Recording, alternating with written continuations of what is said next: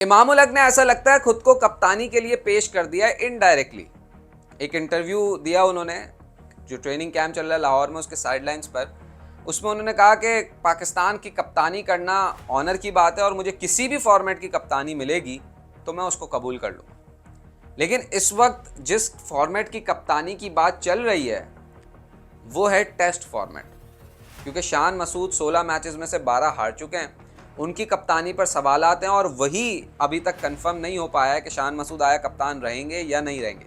इतलात यही है, रिपोर्ट्स यही है मीडिया में कि शान मसूद से ही कंटिन्यू करवाया जाएगा। क्यों? क्योंकि एक रिपोर्ट ये भी आई कि सलमान अली आगा को जब कप्तानी ऑफर की तो उन्होंने उससे माजरत कर ली। ये कुछ मीडिया आउटलेट्स ने रिपोर्ट किया।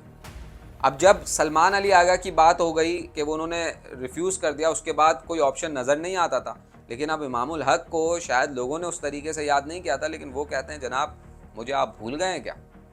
मैं भी तो टेस्ट फॉर्मेट में मुसलसल खेलता हुआ आ रहा हूँ, तो वाई नॉट मी। ये उन्होंने कहा नहीं, ये इनडायरेक्टली एक पैगाम पहुंचा दिया गया, क्योंकि लोगों की नज़र इमामुल हक पर थी नहीं।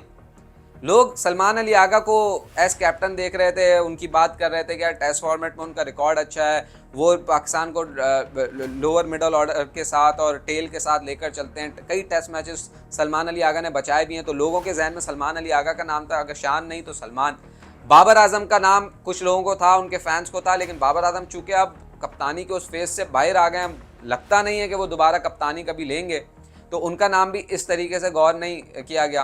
तो लोगों को ये लगा कि यार ऑप्शन तो है ही नहीं, तो शान मसूद के साथ ही कंटिन्यू करना पड़ेगा। लेकिन अब इमामुल हक के इस इंटरव्यू के बाद ये ऑप्शन भी कहीं ना कहीं लोगों के जहन में आ गया कि हाँ यार, व्हाई नॉट इमामुल हक। एक अच्छा खासा तजर्बा है उनका, टेस्ट क्रिकेट में पाकिस्तान के लिए खेलते हुए आए।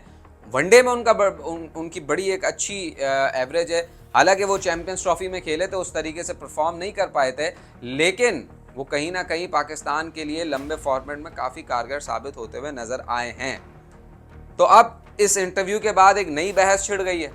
लोग ये बात कर रहे हैं कि यार इमामुल हक को क्यों नहीं ट्राई किया जाता।